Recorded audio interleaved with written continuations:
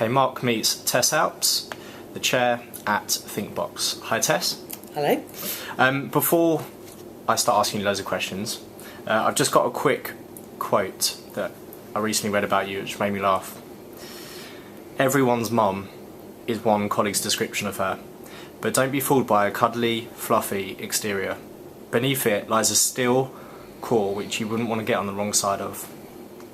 This has kind of set the tone for this meeting, and I kind of want to see what your bad side is like, but hopefully... So me being all friendly, you're nothing, I'm going to knife you. Can you give us a quick summary of your career to date?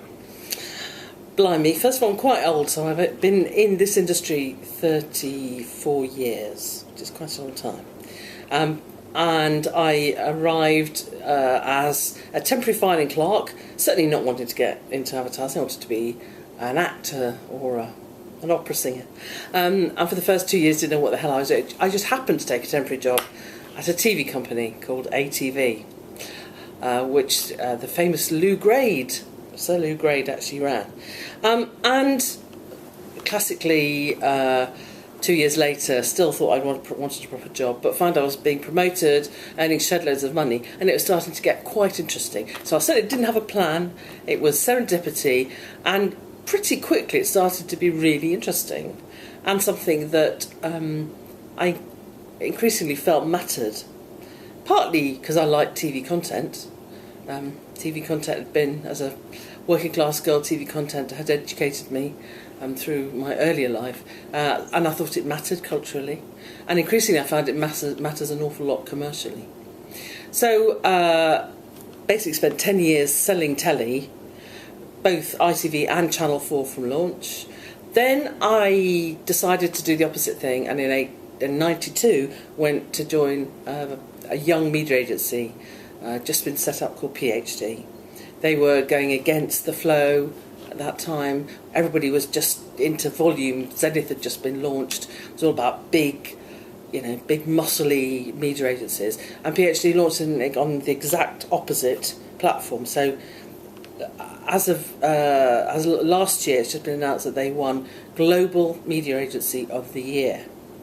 They now have Unilever amongst their worldwide clients. So, I think over time, it proved that strategic planning-led media agencies did have a role in the world, and I was very proud to spend 13 years at PhD launching all sorts of bits of it, from the content-led thing called Drum to the first interactive media specialist at PhD called PhD IQ, to sort of analytics and, if you like, a big data in today's currency division called Brand Science. And then I thought I probably should retire because I was quite old, in my mid-50s. But actually I got a call saying, come and help us save TV. So in 2006, you might remember people talking a load of old nonsense about telly. And even though I love all sorts of other media, I felt TV was probably being very badly served, being maligned unfairly, and thought I'd come and do a job for a couple of years. And 6 years later, here I am. There certainly was in 2006 a perception that digital and other media channels were starting to take over from TV. As someone that's kind of grown up in a digital generation, I'm actually quite pleased to see digital working with TV and not against TV today. Obviously, you've seen a lot of pressure and changes. How do you feel about TV today? I think in the 6 years Thinkbox has been in existence,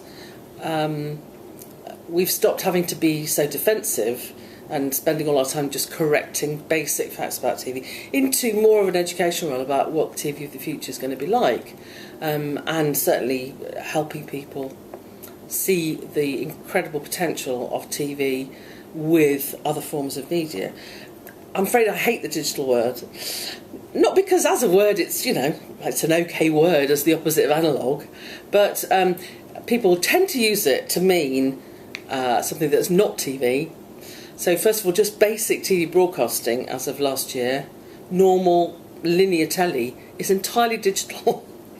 And if you mean mobile, say mobile. If you mean web, say web. But even then, it doesn't exclude TV, because increasing amounts of TV is consumed via internet technology or mobile technology. Plus, on top of that, other forms of online media, like search, like social, is just brilliant with TV. So I don't think you'll ever get anybody at Thinkbox saying anything rude, even about door drops, because they all work great with telly. And certainly we have good champions in the social world, both Twitter famously and Facebook are very nice about telly. They might want some of their money, but they're actually quite complimentary. I can see you're passionate about this, and obviously you could probably talk for days on end about... I do talk for I'm interested to know, what's your favourite ad campaign of all time? Of all time? Of all time. It's, in fact, I can actually date it to when I actually started to realise that advertising was really important. And it's the 1984 ad for The Guardian, called Points of View, created by the legendary John Webster. And if you're, the viewers of this have never seen it, you should go and find it, obviously on the brilliant TV-esque service called YouTube. You'll be able to find Points of View for The Guardian. And what it did in those 30 seconds was dramatise the rather complicated proposition that The Guardian has about impartiality and taking a broader view. It's quite, the Scott Trust and the Scott, what they stand for is quite hard to articulate. But in 30 seconds, this does it absolutely brilliantly. And I realised that advertising on TV could be used for all sorts of positive things. What's more positive than getting people to read The Guardian or contribute to Oxfam, or the many brilliant things it could be used for. So that's my single favourite TV ad. What are you most proud of in your career, either here or PhD or kind of anywhere so far? Well, I am very proud of being part of a media startup that had high ambitions, going against the tide, and to become such a successful global entity. Funnily enough, their first client was The Guardian, and it's still their client 23 years later. So I'm pretty proud of that. But obviously, I'm proud of what I think I've contributed to TV, pretty small in lots of ways, but TV has never had, linear TV has never had such a high share of display advertising revenue, and its share of total ad revenue, including search and classified, is back to its peak that happened in 1999. So that's quite important, because through that money you get to make Utopia and Channel 4 News and Downton Abbey and Game of Thrones. Would you have done anything differently? Would you have chosen any different decisions or career paths? At Thinkbox. Anywhere? I think as I got older, I realised things I'd felt about my career in the late 1970s weren't true. So as I got older, I got braver. So I made braver career decisions. I realised you could walk away from something that you'd done well in and have a go. And I would say that still to anybody. First of all, just try it. It might be too late to make it work, but it's never too late to learn something from trying something new. And I learnt, as over time, that you have to keep learning. I remember talking to WACL, which is the women's advertising community in London, in about 1992, saying, you'd better start organising your own email. But back then, secretaries were printing out emails and taking them into people on pieces of paper, saying you have got to keep up with technology. So I'm pretty proud of that, and put most stuff together online and upload, download. I can't code, which seems to be the current fashion that if you can't code, you're nobody. But I think I can use most bits of it. Whilst you were at PhD and you were in media land, ad land, agency land, was there any other agencies internationally or nationally that you were really looking up to and thought they are amazing? I think there was an agency that we feared being up against in a pitch, and that was Mediacom, to be honest. And in some ways, they're the polar opposite of what PhD was, in the sense that they're very much about scale, but they're about a team, and funny enough, they're actually Thinkbox's media agency now, which is nice. But they were very different. The PhD was very much about the individual and sort of starry people with massive egos. Possibly could say. And MediaCom is very anti-ego, but very efficient and very. So, yeah, I feared them. Funnily enough, out of PhD, as the original generation of which I was part began to anticipate moving on or doing something different, we tried to establish a succession management. And having done that, a matter of 6 months later, 3 of them got up and left PhD to set up something called Naked, which is pretty famous in the sort of, if you look at the history and the shaping of media agencies. Naked was very important, very significant thing, because it made planning and media planning something that could exist in isolation from buying and could be paid for. You know, both creative agencies and media agencies tend to get paid for execution and not for the thinking, which I think is wrong and a flaw. I would argue that separating that as in a separate business is probably wrong, but actually having it valued as an independent exercise and a discipline is important. So those guys that set up Naked were fabulous people. So this is your 3rd, 4th generation job. Decade. Yes. Not generation, decade. It's my 4th decade, I Fourth suppose, decade strictly speaking. in the ad industry. Yeah, it's great, isn't it? How have times changed? How have the parties changed? How have people's mindset changed, or budgets even? Well, we do a lot of tracking about attitudes to all media, not just TV, and attitudes to marketing. And I think what's changed is the industry's lack of confidence in itself, which is quite sad. Back in the 70s, not quite the era of Mad Men, but then people truly had confidence in the thing they were doing, that it did work, it did run business. And in a sort of, I suppose the internet world has created anxiety. I mean, I suppose the noughties are the decade of anxiety generally in the world about terrorism and all sorts of things. So, and it certainly hit the marketing industry. So people started saying, oh, nothing will ever be the same again, and advertising won't work. You still see ad agencies creating little videos saying advertising is knackered, which seems an unbelievable thing. So we're just permanently doubting ourselves. And I think, unfortunately, in that time, we've lost our influence in the boardroom to, management companies, consultancies, accountants. And that's a great shame, because the evidence is still there that the single best investment you can make, above building new plants sometimes and all the other things companies can do, is big, bold advertising. Obviously, you've seen the rise of women in the industry, particularly at a slightly more senior level. How much further do you think it needs to go? Well, I do believe it needs to go further. So yes, we should be very happy about what we've achieved. So WACL is just one organisation. Is that still around these days? It certainly is. So it was actually created in 1923. So it's our 90th anniversary. Wow. Women in advertising. It was set up back in the 20s because it was unseemly for a woman to be seen to entertain a man. So you couldn't take a client out and buy them lunch, for instance. So by having a club where money didn't change hands, and it was set up by the ad director of Punch, who happened to be a woman. And for many decades, it was just a sort of networking thing. But in the I think the early 90s, it started to take its sort of position as a single gender organisation rather seriously. Because actually, you have to think really hard. Is it valid still to have any organisation that's...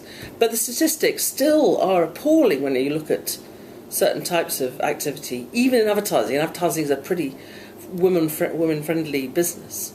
So WACL started to give back to others. It's supposedly for senior women, but they started to run something which is now called Gather, which is something open to every woman in the industry. And so you'll go and hear from Diane Thompson, CEO of Camelot, and Carolyn McCall, CEO of EasyJet, and Scilla Snowball, Group Chairman of AMV BBDO, and you will never get a line-up like that. And they're all members of WACL. So you hear from those women and at a very personal level about what things matter, like should you have a haircut? I mean, it sounds ridiculously trivial. And big things about what you should do about families. It's interesting because obviously this was set up in the 1920s. Digital have something similar with She Says, which is an initiative to get more women into digital. Yeah. And if anything, digital as a media probably isn't as female friendly as maybe it should be. No, it's just, but that's all, you know, if you start to unpick the roots of why all these happen, they start at a pretty early age, I'm afraid. So, you know, science at schools, etc.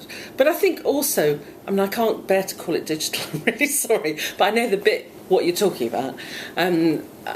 Sort of I think interactive media is the most helpful thing to cover computing and gaming and all those return path bits of media.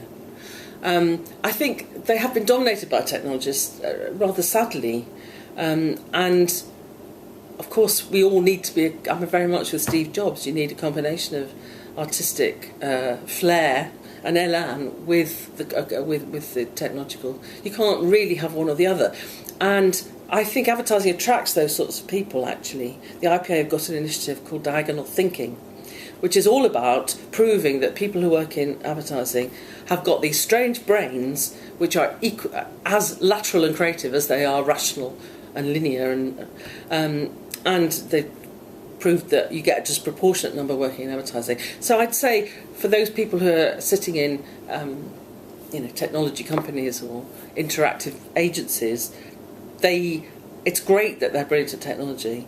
It's getting to be as brilliant as brilliant at the creative bit, which I'd say they're not quite there yet. And it's interesting that people now winning those things called, digital creative awards are BBH and AMV. Yeah. I think the technology is probably a bit easier to learn than creative is to do. Tess, what do you do outside of work? What do you do in your spare time? Well, I do watch telly quite a lot. I watch everything from The Killing to Take Me Out. Is there an expectation that you have an opinion on everything?